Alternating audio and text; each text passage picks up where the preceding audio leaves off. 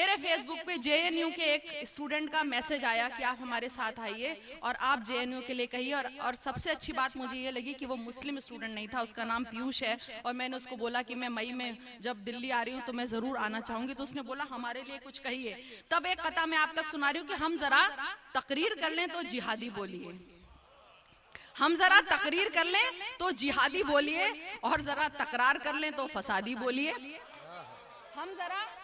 हम जरा तकरीर कर लें तो जिहादी बोलिए, हम जरा तकरीर कर लें तो जिहादी बोलिए, और जरा तकरार कर लें तो फसादी बोलिए। और आरक्षण पे जो इतनी तबाही कर गए, और आरक्षण पे जो इतनी तबाही कर गए, आप उनको भी तो आतंकवादी बोलिए। अब इन्हें भी तो, और आरक्षण पे जो इतनी तबाही कर गए, अब इन्हें भी तो जरा आतंकवादी बोलिए, अब इन्हें भी तो जरा आतंकवादी बोलिए। हम जरा तकरीर कर लें तो फसादी बोलिए, और जरा तकरार कर लें तो जिहादी बोलिए, और आरक्षण पे जो इतनी तबाही कर गए, अब इन्हें भी तो जरा आतंकवादी बोलिए।